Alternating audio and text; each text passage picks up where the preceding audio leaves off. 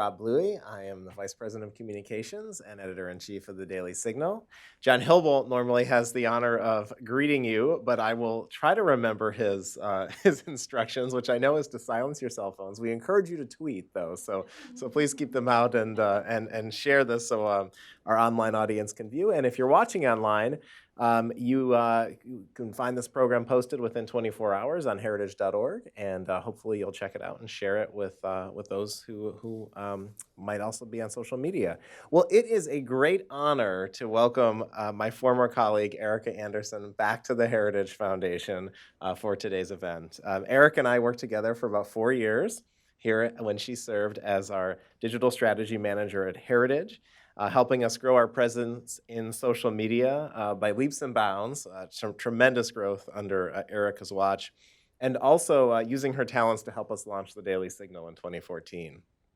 It was that early success that really set us on a firm foundation, and I'll always be grateful to Erica for the hard work and dedication she showed during that period of time. She has a unique ability to connect with a community and to tell powerful stories, and that's exactly what we're here to hear from her about today. She has written this new book, Leaving Cloud 9. Copies are available outside. I hope you'll all purchase a copy. Leaving Cloud 9, the true story of a life resurrected from the ashes of poverty, trauma, and mental illness. Erica was kind enough to show me the galley several months ago, and it is truly an inspiring story, and I hope you'll enjoy the program and what she's going to share with us today. The book's official publication date is actually not until next week, so we have a treat that you're among the first people to hear Erica speak about this. And before I turn it over to her, I want to just give a little bit more on her background and bio. She's currently the digital marketing director at Independent Women's Forum and Independent Women's Voice. I'd like to thank the team from IWF for co-hosting today's event. Thank you so much for doing that. In her role there, Erica directs online marketing and social media campaigns, advertising, and content promotion. Previously, she worked at National Review as the digital director, where she helped develop their strategy and expanded the organization's social media footprint. Erica also worked on Capitol Hill for our current vice president when Mike Pence was chairman of the House Republican Conference, and she was director of online media outreach. She's also served as the communications director for Congressman Todd Rokita of Indiana. Now, in addition to these impressive roles, Erica is someone who loves to write. So it's no surprise to me that she's written this book. She got her start at Human Events. She wrote some of our most popular stories during her time at Heritage when she contributed to the Daily Signal, and she continues to serve as a freelance writer today.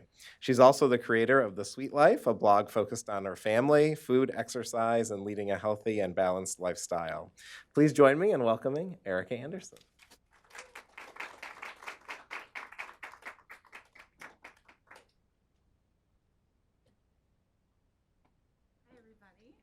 Thanks for coming. It's great to see familiar faces in the audience. So the trick is to remember to turn the PowerPoint slide when it's time. So that's the information. Okay, we'll start. All right. Well, it's an honor and a privilege to be back here at Heritage in a format that I never expected. Like Rob said, I spent 4 years here working in the communications department with the best boss ever, Rob Bluey. And I've attended plenty of speakers and luncheons in this very room, actually. I've attended so many events here at Heritage as a staff member and just as a fan of the organization. But I never thought I would be the one up in front of you talking about such serious issues, the issues of generational poverty, opioid addiction, and about the redemption of someone so incredibly close to me. The truth is, I care a lot about these issues, especially in light of the opioid crisis that is destroying so many families across our country today. I care about government policies regarding assistance for the poor and welfare for neglected children, as well as the grave spiritual and personal problems that are plaguing so many demographics in our society today. But if you told me years ago that Leaving Cloud 9 would be my first book, I would have told you no way. I knew I wanted to write a book, but this wasn't what I had in mind when I had dreams of writing a book as a child. But clearly God had other plans for my life and for what I would write as my first book.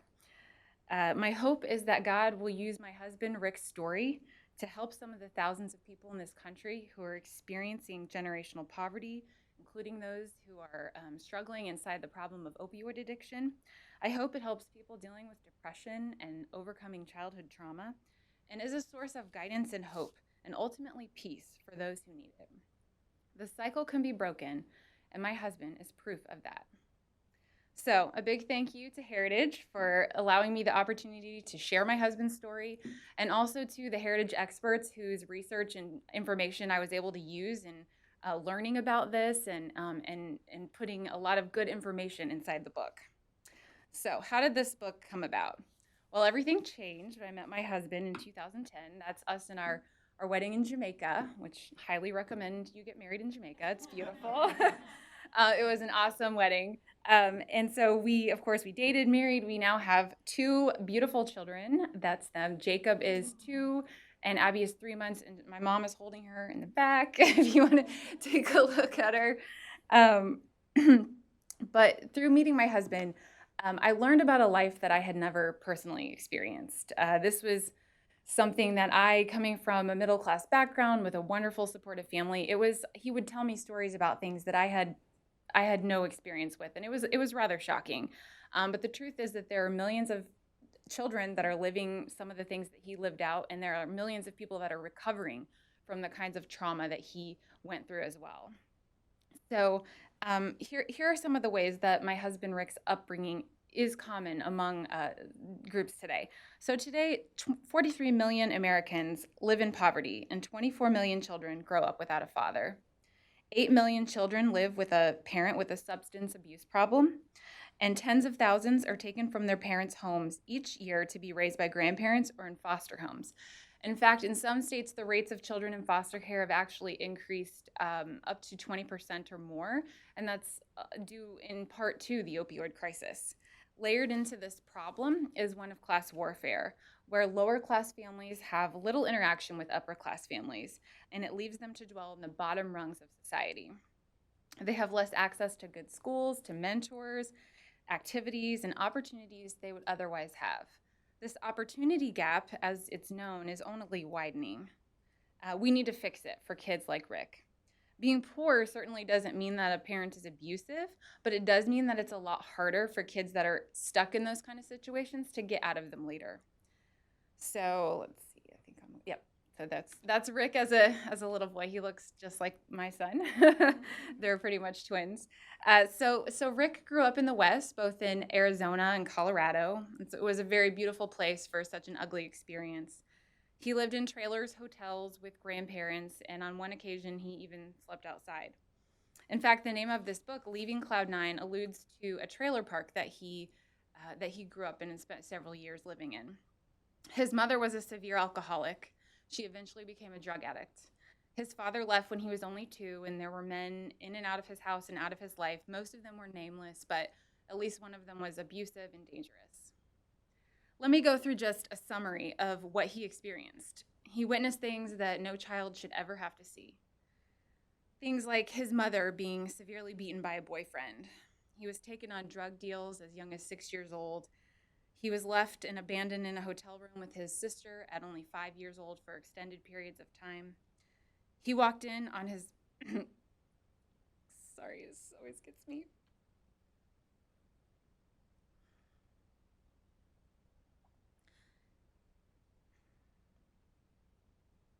He walked in on his mother's failed suicide attempts on more than one occasion. I'm gonna get a drink of water. Okay.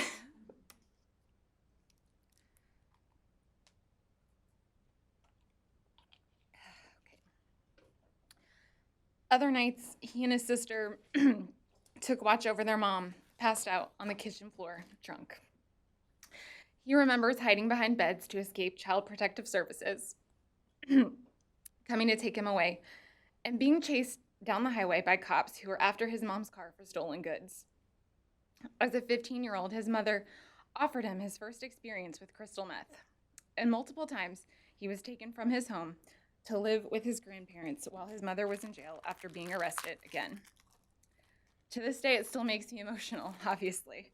to think about the person that I love so much going through all of that. And it can be startling to hear if you've never experienced it or you don't know someone that's experienced it. It's awful. So when you hear the description of my husband, you would maybe think that he just became another statistic. Because here's what the data shows about kids who've gone through these kinds of things. They're called adverse childhood experiences, and I'll just refer to them as ACEs. I'll put them up here on the screen.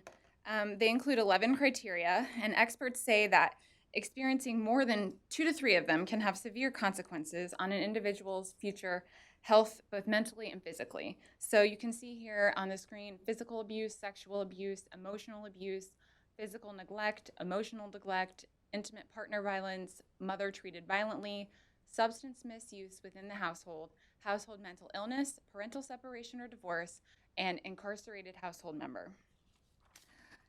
Rick experienced 10 out of 11 of these criteria, most notably the emotional abuse, neglect, and substance abuse within the house. There are tens of thousands of children across the country that are experiencing some of these things right now. As Rick entered adulthood, he suffered the consequences of his mom's actions. At his lowest point as an adult, he found himself depressed, divorced, dealing with extreme anger and hopelessness. He was a statistic at that time. He had little hope of overcoming the oppressive childhood that had chains around him. People who suffer from multiple ACEs, like Rick, are more likely to experience lifetime episodes of depression, sleeping problems, have toxic stress, and experience more chronic physical illness. There are serious health risks, not just mental and emotional ones.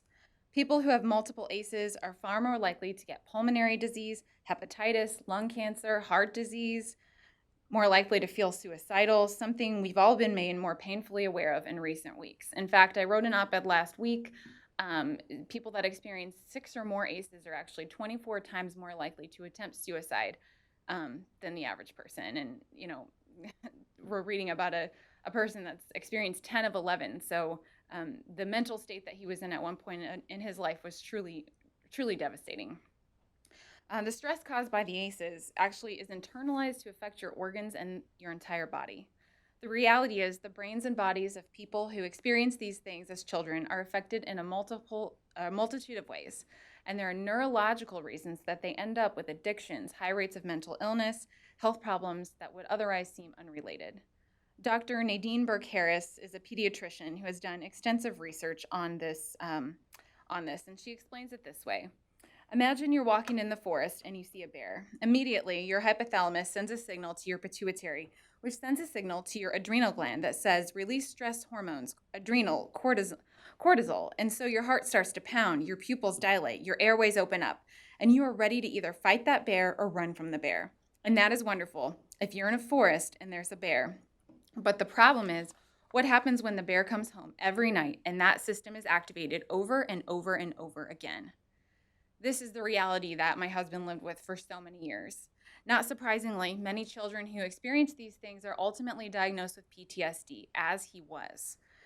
In addition, they're often looking for a way out of the poverty and the trauma that they've experienced, and they turn to the military out of desperation or lack of options. And my husband was a member of the Army. This gives a fuller picture of why so many veterans suffer from PTSD, something that they might have even gotten before joining the military. And this is pretty fascinating, something I learned while doing research for this book. I don't know if this is very widely known, but I'll share it with you. PTSD from a wartime experience and PTSD from a childhood trauma are actually the exact same diagnosis. The brain experiences the same types of chemical effects from both times of trauma. And a 2014 study actually found that men in the military in the last 4 decades are actually more than twice as likely than those in the general population to have been abused as children or grown up around domestic violence or substance abuse. Essentially, they're more likely to possess more ACEs. Veterans experience higher rates of poor mental health, suicide risk, and this has often been attributed to a wartime experience, but actually half of veteran suicide happen to those who've never been deployed to a war zone. So I thought that was pretty interesting. Obviously, the study hypothesizes that this is because many men that enter the military are actually already suffering from the ACEs, and so it all gets kind of lumped together, and traumatic service is often blamed when that might not be the whole story. It really is a lot to take in. The stories of neglect and abuse that I've told you today, and that you'll hear in the news, you see, plenty of stories in news outlets today about kids that are affected by the opioid crisis or neglected by their parents. These things, paired with relationship problems, poverty, mental illness, and despair, we want to find a way to fix it. I wanted to help my husband, and I know so many people want to help their loved ones out of the trap. Um, but how do we do it? So many people look to the government for the solution. Government policies have a great role in shaping lives and helping people. These programs are good, but they can only go so far. President Trump is making noble efforts to help curb the opioid addiction crisis. He's providing more education, cutting down on domestic and international drug rings, and offering more treatment and recovery programs. These are great steps, and I'm so glad that our government is taking this so seriously. It's really only part of the puzzle, though, to how we deal with this problem. These tangible efforts are really doing little to address the more ingrained spiritual and moral crisis facing those who are compelled to use drugs and alcohol and serial relationships to deal with the despair in their lives. This all leads to more poverty and new generations of heartbreaking pattern. We have to address both sides of the problem. Last year, the Washington Post did a series of stories on families dealing with these kinds of issues. Overwhelmingly, it was shown that individuals weren't just a casualty of a government system, they were actually self destructive, hopeless, lonely. Life circumstances like failing marriages, job loss, economic stress, paired with bad personal decisions, left them feeling empty and without purpose. This loss of purpose, community and religious life and friendship, this loneliness, it all leads segments of society to a life of generational poverty, abuse, depression, and addiction. In poor communities like the one Rick grew up in, rates of divorce and single parenthood are very high.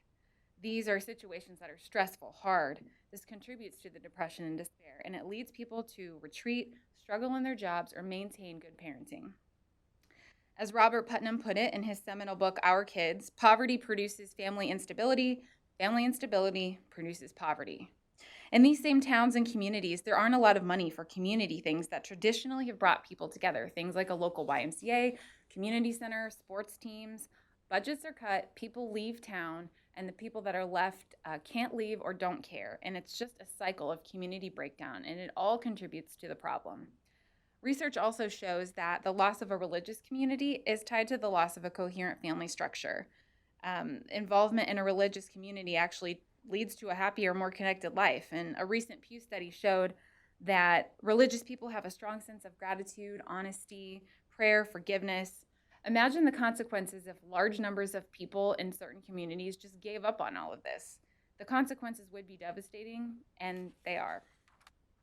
There may not be one specific point of blame, but all the government assistance programs in the world cannot solve and will not solve the very personal and spiritual problems in our hearts.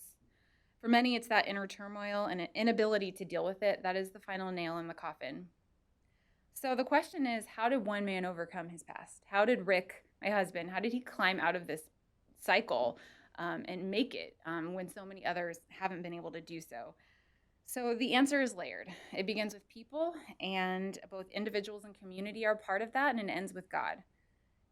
Rick's mom, and later himself as an adult, didn't even realize that they needed to get help. Not only government help, but just the other kinds of help I'm talking about, such as having faith or friendships or strong relationships. Those things just didn't enter their minds. And one of the most poignant things that Rick said to me during our interviews for this book, Leaving Cloud 9, is that he just didn't know that life could be happy. He said that he just assumed that life was hard, there was no silver lining, and he just didn't think that that was an opportunity for him. And this is just the way it was. It never occurred to him that something better was possible, that he could feel freedom and healing. Thank goodness he discovered a way to that. It's a tragedy because there's a lot of people out there that feel this way. They don't feel like there's a lot going on for them or that they're going to ever be happy. Prayer, friendships, and community were never part of his life growing up. He had to learn these things. He lost decades. It was heartbreaking. The drug addiction, family breakdown, and neglect in his life stemmed partially from his own mother's isolation in the community around him. That's just the situation he was in. He didn't know any better. He didn't have anyone to show him there was something better. And one part of his saving grace was this. His mom had one long-term boyfriend who was a strong role model in his life. It was someone that actually loved and cared about him. They had a dysfunctional relationship, but this was a man who really was there for him in a way that nobody else was. And I'm happy to say that they still have a relationship today. And I do think having that guidance in his life was important in the end, even though he didn't feel it back then. And then after barely graduating high school, Rick joined the Army, as I mentioned. He felt like he had few options. He felt like there was no money. He didn't have any money for college. He didn't have a job. And so he joined the military kind of out of those lack of options. But thankfully he did, because it provided for him friendships, family, community, structure, so many things that the military did for him. And I know that he would say that it was one of those foundational points in his life that really got him on the right foot. Next up, family. After living through divorce and multiple unhealthy relationships as an adult, he found himself in a relationship with someone who was healthy and who did have a good family and a relationship with God. When he met me, he could see that life could possibly look better. There was something better. And so that was another part of his eventual healing. And then lastly, God. As so many do, Rick at one point felt he had hit his emotional rock bottom. He had lived his entire life pretty much disconnected from God, very little prayer of any kind or attending church. But it was right here in Washington, D.C. At National Community Church that he came to know God in a very personal way. He started reading the Bible. He started praying daily, reading books. He just started to be persistent about this and actually believing that maybe this can actually work. And it did. It was a new world. And when he opened his heart up to the possibility that God could change his life, everything began to shift. It was as if God had been preparing him for this moment of redemption, and he finally let him in. But his story isn't over. There are still long-term effects to deal with. Oh, I'm going to change the slide. So that's him when he was in the Army. And there's our family. His story isn't over. There are still long-term effects to deal with the trauma. It doesn't just disappear. Some of the aces may haunt him for the rest of his life. As we look to solve the problem of generational poverty and addiction, to minimize the neglect and abuse of children, and expand the opportunities they have to escape from it, we must remember that the answer is deeper than a policy solution. It must be combined with a full-scale cultural, community, and faith-based effort to help the heart and soul arise from these traumatic experiences. You can send someone like Rick's mom to rehab, but without the foundational support of thriving relationships and community, they will go back to their drug. Without the hope greater than this world, they will feel the need to revert back to the substance that gets them through. It's that purpose that really is the point here. They need that purpose in their lives. And without that, it's not about necessarily why, or it's not necessarily about how are they getting these drugs. It's about why are they doing them. And that's the heart of the matter. And there's really no easy solution to that. There are, it comes from both community, individuals, government. Like there are so many components to how we fix this problem, but no good answer is ever easy, I feel like. And so I think it's important that we're all thinking about all the ways that we can help solve this problem. But while leaving Cloud9 is my husband's story, and he's so brave to let me share it. There are so many stories in this book that are not just the good stuff about him. There's some hard stuff that he had to share. Maybe, he's not an angel either. And so it was very brave of him to let me write this story. My husband is an introvert. He's not a public person. And so for him to allow the story to be told simply because he wants other people to find hope, I give him a lot of credit for that. So, and he's not on Twitter or anything, so nobody can send him mean messages. But we wrote it, and I wrote it because we as a society, we need to get to the root of this problem that's causing this generational problem of despair. It's, more than poverty and more than addiction. It's despair, it's depression, it's a loss of purpose. Like, we need to get to the heart of that. And I think this book tells the story of someone who got out of that, and he stopped that cycle. And there are so many people out there that I believe could also follow his path and find guidance from what he's gone through. National Review writer David French, whose work I quote in this book and who has also endorsed the book, says this: "Life has always been hard for the poor, but it has not always been quite so lonely. Part of this is the legacy of the welfare state, which allows and even encourages lives of quiet desperation, cut off from the communities that used to sustain the less fortunate in their struggles. Part of it is this legacy of the sexual revolution, which devalued marriage, irreversibly cast off the shackles of self-denial. And yes, part of it is economics. Losing a job is among the most stressful of all human experiences. The complex nature of the crisis should not be a license to avoid facing its ultimate truth head-on. America's working class is in the grips of a malady far more spiritual than material. We can spend trillions more, but safety nets won't save the human soul. So when you think about poverty, addiction, depression, trauma, think about the life my husband's mom lived, about the life that he began to live out and the life that he recovered from. It's far more complicated than any one government initiative, but I can say that seeing my husband's experience firsthand, it is not hopeless. When Rick looks back at the journey that he took, it's clear how much these foundational institutions, the military, the church, the family, and God, were important in his eventually finding victory over his demons from the past.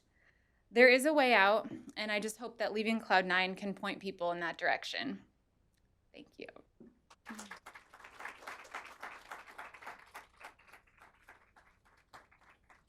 think we have lunch.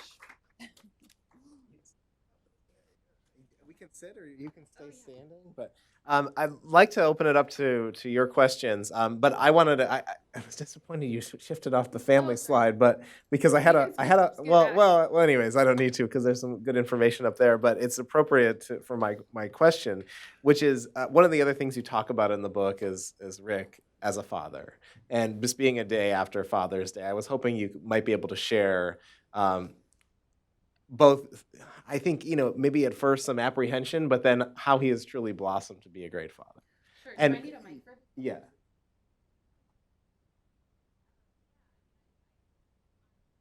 Experience going through so much as a child, I think has only served to make him an incredible father. He's very concerned with making sure that our kids have the absolute best childhood and best experience. He probably, I say he is a little bit overprotective sometimes, more so than me. And he definitely maybe, always gets our kids' toys when we go to Target.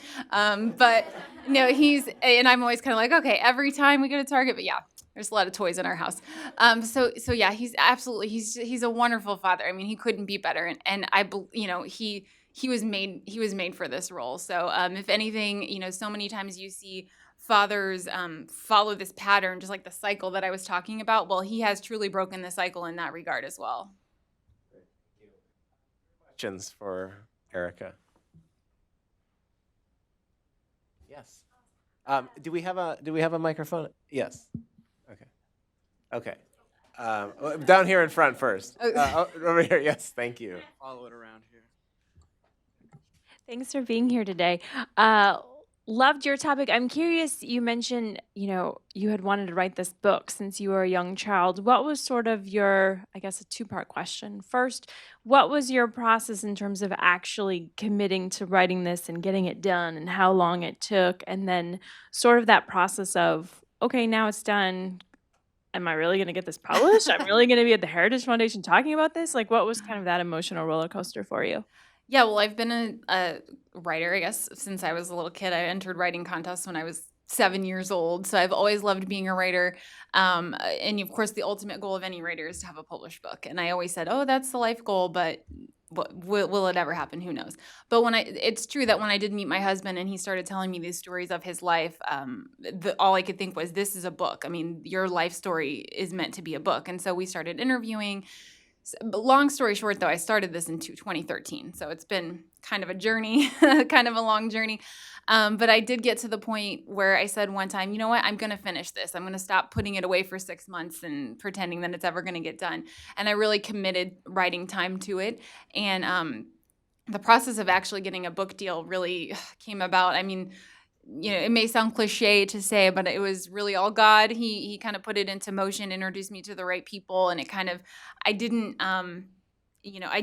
go out of my way too much actually to make it happen. I got great introductions, and the story it's a story of cultural relevance right now, and it really is important to the national conversation. And I think like boiling it down to this one person that can kind of represent some of the statistics and the things that we're talking about in government. I think that's why it was appealing to the publisher. And so once I finished it and I wrote a book proposal, which is a whole other thing, and turned it in, got the whole ball rolling, I was lucky enough that a publisher wanted to buy it and get the ball rolling. So that's the kind of shorter version of that. But I will talk to you more if you want more details. Erica, can I ask a follow-up question on Yeah. that? We often hear that conservatives are so bad at telling stories. In fact, this is one of the reasons we started the Daily Signal, was because we wanted to put a human face on a lot of these policy issues.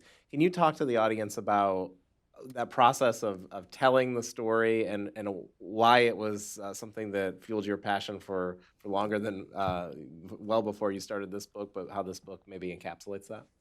Yeah, I mean, well, the story in and of itself, everyone loves kind of a redemption story. That's really the ultimate. Any good movie, any good book, it's like you've got this somebody that overcomes something. So the story just kind of like presented itself to me, and it was just up to me to kind of become the storyteller and put words to this life that had so many ups and downs. And I heard someone say recently that don't like writing books is hard, so don't write a book unless you can't not write that book. And that's exactly how I felt. Like it didn't matter to me if this book got published. It didn't matter to me if only, my parents read it. It was just like this, I'm going to write this book. I'm going to tell this story because it needs to be told. It deserves to be told. And obviously being a writer helps with that. It's funny because at the publishing company, sometimes they would say, oh, so many of our authors aren't writers. It's so nice to have someone that's actually a good writer. I'm like, that's so weird. But because a lot of times they publish books from like famous people that have big names, but they're not good writers. So anyways, so that's kind of how I felt about this. Like it was just, it just presented itself to me, and it's almost like I didn't have a choice. Like I was gonna write this book and I was gonna self-publish it. And I really didn't believe that it would have the opportunity to be really published by a big publisher. But like I said, things moved along, and I was happy to accept that option. Other questions? Yes. What was the conversation like with Rick saying, I want to write this story, and then telling him that it was going to be published? Well, honestly, it was really his idea from the beginning, because when it all really kicked off as we started to get to know each other. We met in 2010, and we were talking, and I would make comments like, "This is your life is just like it's crazy." Like because even today, sometimes he still comes up with stories that he hadn't told me before, and I'll be like, "How did you not tell me that?" I'll be like, that should have been in the book, So, he was like, he said, you should write it. You should write it. You're a writer. You should write it. As things kind of got to this point, though, I think he got pretty nervous, but honestly, in our conversations with one another, it's really, we truly believe that this book can bring hope to other people. We really believe that it's got some direction and guidance that other people can use. And he wants other people to find what he found. Like, he was truly a extremely unhappy, depressed person that didn't have much to live for. And he didn't ever think that he was going to get out of that. And he knows that there are people that feel like that. And he wants them to know that it doesn't have to be that way. And it was ultimately his faith that pulled him out completely. And he found that healing, and he found that purpose. And he can't imagine not telling other people about that, because what if he was still living that way? And here he is, married with these two beautiful children and having a life that he never thought that he would have. So he's happy to share, although I will say he's a little anxious right now. Erica, I'll come to you in a second. A follow-up note on that. You talked in your remarks about government's role and some of the limits of government's role. Well, here you are on Capitol Hill today. And what message would you like policymakers across the street to take away from your book? That's a great question, Rob. Well, I think, one thing is, like I said, I'm so glad that they're taking this so seriously, that it's, President Trump and the administration, they're implementing these programs and that are good. Now, we have to be careful. We don't want government to overstep their role. As one thing we've talked about at IWF is that the government actually had a role in creating the overprescription of opioids by quotas that need to be fulfilled. Now, I don't have a lot of great information off the top of my head about that, but you definitely can check IWF.org for some of the information we have about that. But I just like them to recognize that government is not going to be the full answer. It's going to take individuals and local communities to be a part of this. We need to, and the other thing I would mention is how important a strong economy is. That's something I kind of like threw in here later, but I realized like, having jobs is part of having purpose. And that is a problem in a lot of these communities that are dealing with opioid addiction. A lot of the jobs are not there, and community centers are not there, and religious life is not there. Churches are leaving. I mean, so there's so much breakdown. And so I think we need to make sure that we're focusing on those kind of smaller, more local avenues that we, rather than just big federal government policies. Thank you. Yes, down here in the front. Thank you very much, Erica, for being here today. And I'm really glad to hear about the book because it's not even out yet. I haven't had a chance to sit down and really read it. And hearing this story, I wish that Rick could be here today with you to see you, his wife, at the top of her game. My question, though, is hearing about these stories, you talk a lot about his growing up, him being a child, and now as an adult.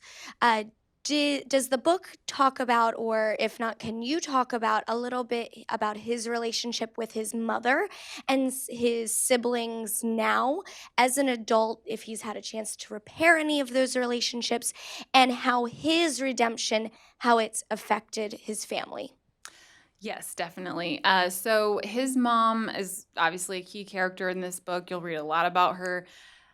They were estranged for probably 12 years or so. After when he was about 22 or so, they parted ways.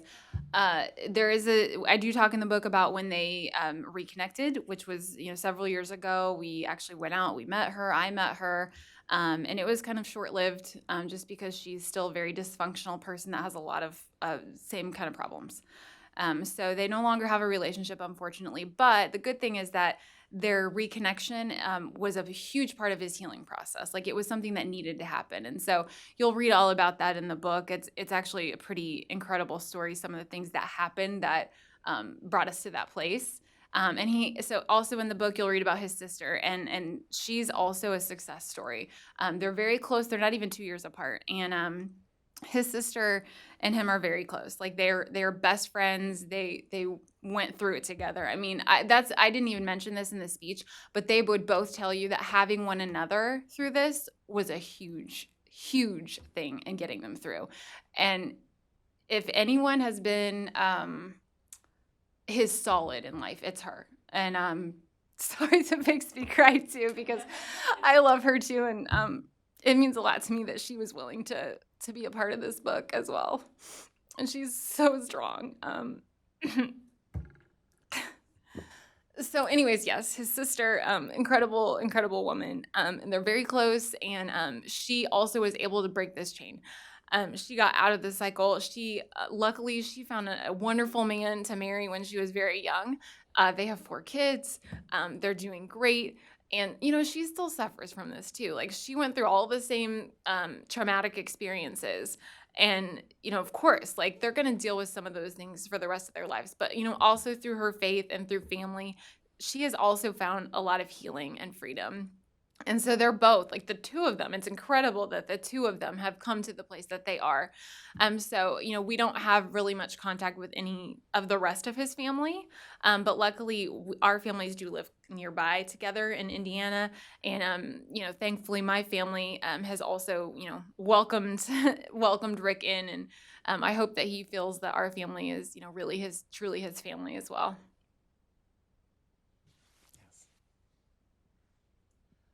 I'm wondering, I've never heard the story about how you two met.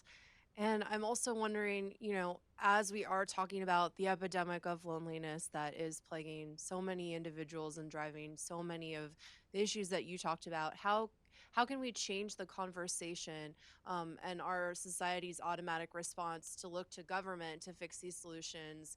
And in that same vein, church and religion and other institutions like that are often viewed as like a pariah in our society. So how can we change some of the attitude about that and just the conversation about that as a whole? Okay, well, I'll start with your first question, which is that we met online.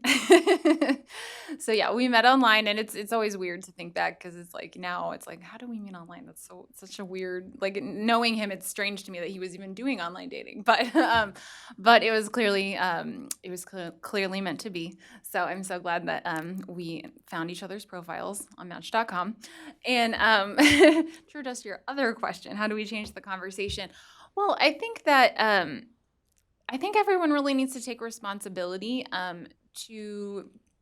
So many times we want to say, "Oh, what is government doing? What is government doing?" And of course, government should be doing stuff, but we also need to like look around and like what is around us that we can be doing. And I think so many times like the responsibility of individuals to kind of help friends, family, like maybe back home where they came from or just places that they care about, in terms of making sure that there are like things prioritized, like building up the communities like community centers and sports teams, and making sure that jobs are making sure that jobs are coming back to those places, and then I'm losing my train of thought. Sorry. I mean, it's obviously not an easy answer. I'm up here, I'm like, how can we solve the opioid crisis? Well, it's not an easy answer. And I think it is all of these things put together. One thing I was thinking about, actually an op-ed I wrote for the Federalist last week, I was talking about how churches, like, mega churches used to be like a really big thing. And lately there's been a trend of church planting. And one thing I think churches should focus on is really planting churches in some of these more desperate areas and these places that really need that, because actually religious life, as I said, is really declining in a lot of these areas. And I have to say, I don't think that's a coincidence that in the same places that religious life is declining, we're seeing higher rates of drug addiction, depression, and suicide. And so I think that that's a key part of what's going on, and we can't neglect any part of this puzzle to kind of helping get a handle on the crisis. Yes, second row here, third row. Thank you for your story. Fascinating story. And I'm sitting here and I'm saying, how did you come up with the title for your book? And I have something else to say once you say that. Yes. So the title, Leaving Cloud 9, is the trailer park that he lived in. And so when we were thinking of titles, we thought, wow, that's kind of a great play on words. Cloud 9 could so many things. And so that's where it came from. I say that because years ago I was younger. The Temptations sang a song called Cloud 9. Oh. And it dealt with someone who was using drugs. Oh, really? Interesting. There it is, called Cloud. I'm gonna have to look that up. Look it up. It's a fascinating song, very interesting. And I think David Ruffin, who was the leader at that time of the Temptations, I think he sang it. If not, it was the guy who took his place because, David got caught up in drugs and he was killed so many years ago. Wow, that's a coincidence, but I will definitely look at it. I love the Temptations. So. Listen to it. Very nice song. Very interesting song. Thank you. Thank you for your story again. Thank you so much. Other questions for Erica? Sorry, I can't see the screen.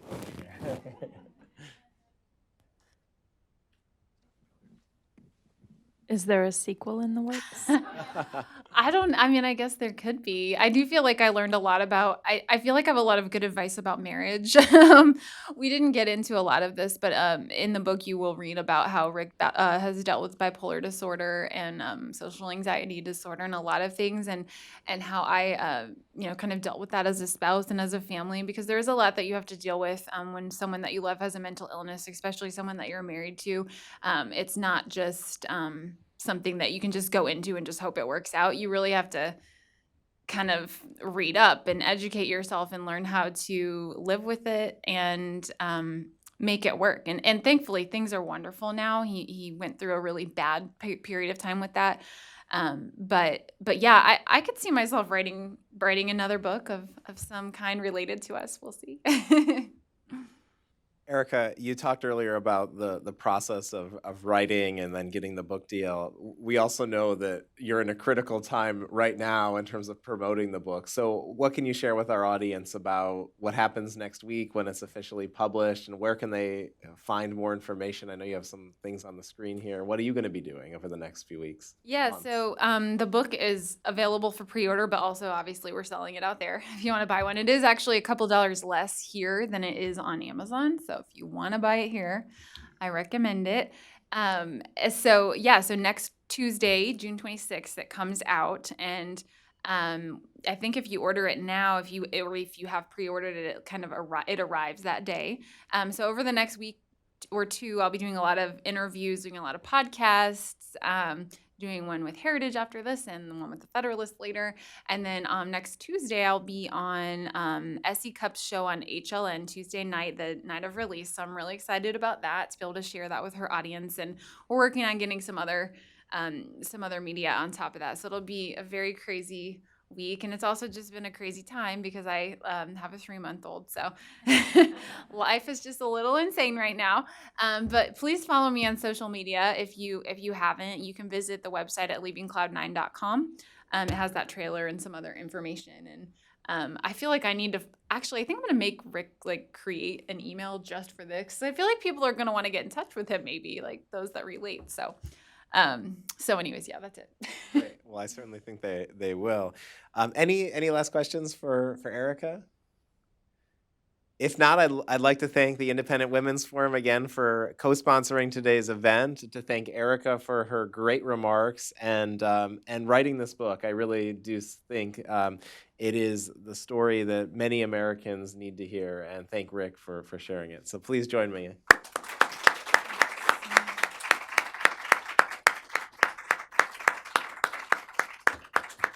Erica will be, you're going to do the signing in the lobby. So Erica will be in our lobby to sign the books if you'd like to purchase a copy and get her autograph. Thank you all for coming today.